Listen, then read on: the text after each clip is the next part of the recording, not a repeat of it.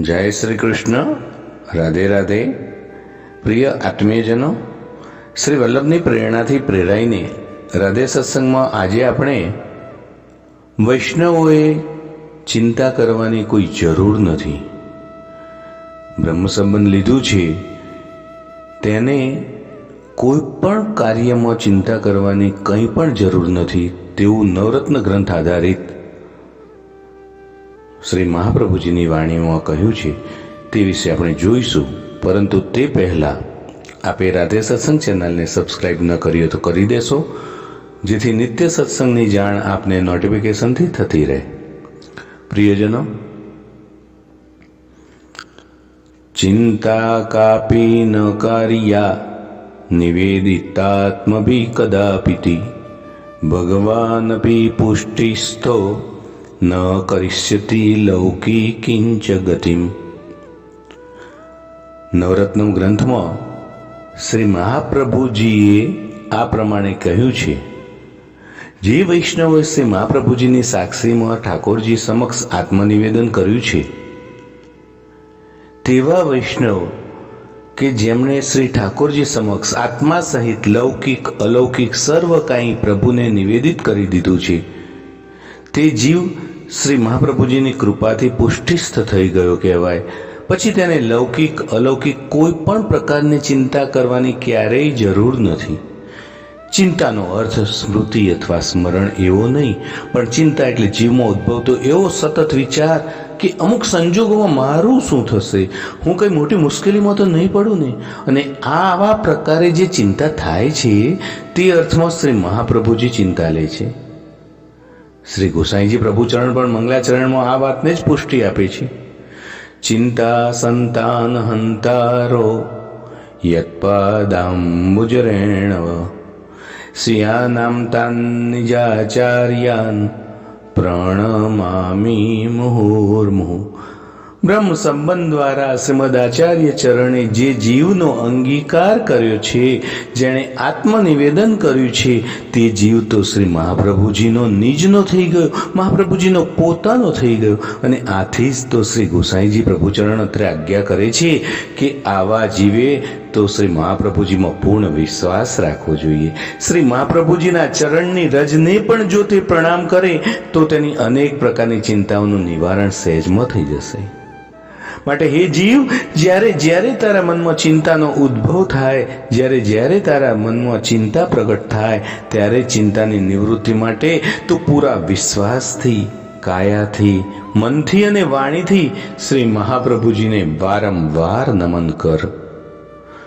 નવરત્ન ગ્રંથમાં પણ શ્રી વલ્લભાચાર્ય ચરણ આજ્ઞા કરતા કહે છે કે જેમણે બ્રહ્મ સંબંધ દ્વારા નિવેદનથી આત્મા સાથે પોતાનું સર્વસ્વ પ્રભુને સમર્પિત કરી દીધું છે તે તો તદીય વૈષ્ણવ થઈ ગયો।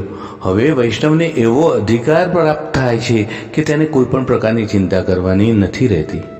સદાય ચિંતા મુક્ત રહી શ્રી ઠાકોરજીની સેવા સ્મરણ જ કરવાના છે। ભક્ત કવિ દયારામભાઈ પણ કહે છે ને કે ચિંતા કોઈ બાત કી ન કરની, કહે શ્રી વલ્લભ આસરો અનન્ય સહજ પ્રાપ્ત પુષ્ટ ફલ હૈ। हे जीव, तू श्री वल्लभनो निजजन थईने रहे। ए अग्नि स्वरूप प्रभु छे, ए तो विना प्रयासे परम फल आपनार छे, तू सिद्धने चिंता करे छे। वैष्णव, आपणी चिंतानुं बे भागमां वर्गीकरण करी शकाय, लौकिक चिंता ने अलौकिक चिंता। आ बंने प्रकारनी चिंताओ प्रभुनी सेवामां विक्षेप करे छे। जीवे एटલું तो अवश्य याद राखવું જોઈએ કે બ્રહ્મ સંબંધ દ્વારા આપણું સર્વસ્વ પ્રભુને નિવેદન કરી સમર્પિત કરી દીધું છે, તો પછી ભગવત સેવા કરતા ચિત્તનો નિરોધ થવો જોઈએ। તેમજ ચેતસ્તત પ્રવણમ સેવા, ચિત્તને સદાય પ્રભુમાં પરોવી સ્મરણ કરવાનું છે। અરે, આપણે તો એનાથી ઉલટું કરીએ છીએ। લૌકિક ચિંતાઓ દિવસ રાત માથે સવાર થઈ હોય છે અને તેથી ચિત્ત શ્રી ઠાકોરજીની સેવામાં પરોવાતું નથી। એનો અર્થ પ્રિયજનો એવો થયો કે આપણે શ્રી ઠાકોરજીની સેવામાં તત્પર બન્યા નથી, પણ બહિર્મુખ થઈ ગયા હોય એમ હૃદયમાં અને મનમાં સતત ચિંતા ચિંતા ને ચિંતા થયા કરે છે। આ લૌકિક ચિંતાઓ થવાના મુખ્ય કારણ શું? તે ક્યારે ઉદ્ભવે? આચાર્ય શ્રી પુષ્ટિમાર્ગમાં બતાવતા કહે છે કે જ્યારે જીવનમાં ભય હોય, જીવનમાં કોઈ પર અવિશ્વાસ જાગે, જીવન બિલકુલ અનાશ્રિત બની ગયું હોય, કે જીવનમાં વાટે અને ગાંઠે અસલામતી અનુભવતા હોઈએ, એવા સંજોગોમાં ઉદ્ભવતી ચિંતાઓ આપણા જીવનમાં આપણો પીછો છોડતી નથી. અને તેથી શ્રી ઠાકોરજીની સેવામાં આ બધી ચિંતાઓ બાધકરૂપ બને છે. શ્રી મહાપ્રભુજી આગળ જણાવતા કહે છે, વૈષ્ણવમાં દુઃખ અને ચિંતા થવાનું કારણ તેનામાં રહેલી અહંતા અને મમતા જ છે. આ મારું, આ તારું, આ મારા, આ તારાની માયાજાળના લીધે તો સંસારમાં આપણને મોહ થાય છે. અને આથી વસ્તુ કે વ્યક્તિમાં મારાપણું આવી જાય છે. પરિણામે જ્યારે તે આપણાથી દૂર થાય કે નાશ પામે, ત્યારે જીવ દુઃખ પામી ચિંતાગ્રસ્ત બની જાય છે. અને આનાથી ઉલટું જોઈએ તો આપણી જ માની લીધેલી વસ્તુ કે વ્યક્તિથી જ્યારે આપણી ઈચ્છા વિરુદ્ધ થાય કે કોઈ દગો ફટકો થાય, ત્યારે પાછા આપણે પ્રભુ તરફ વળીએ છીએ. પ્રભુને વિનંતી કરીએ છીએ કે હે પ્રભુ, તું મને આ માયાજાળથી છોડાવ, તે મારાથી નથી છૂટતી. ભક્ત કવિ દયારામભાઈના શબ્દોમાં, હરે હું શું કરું રે, મારો માયા ન મૂકે કેળો, મુજથી ન છૂટે ન આપ છોડાવો તો મારો કિયે કાર નિવેડો, હરે હું શું કરું રે. ચિંતા નિવારણનો ઉપાય એ જ છે કે આપણામાં સાચી વૈષ્ણવતા પ્રગટ થવી જોઈએ.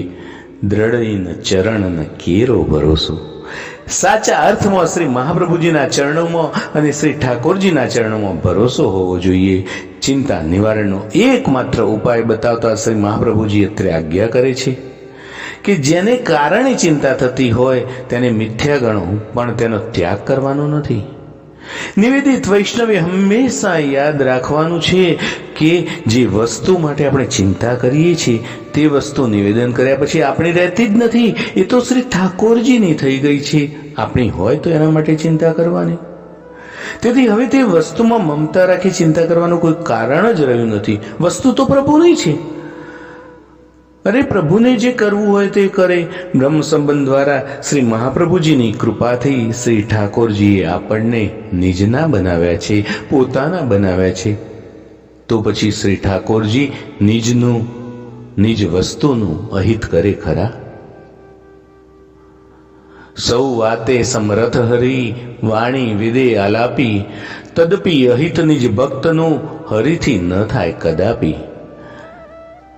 શ્રી મહાપ્રભુજી આગળ પણ ચિંતા નિવારણનો ઉપાય બતાવતા કહ્યું છે કે જીવ અલ્પજ્ઞ હોવાથી તેનામાં કર્તૃત્વપણાનો ખૂબ અહંકાર ભરાઈ રહ્યો છે, જે હજુ સુધી દૂર થયો નથી.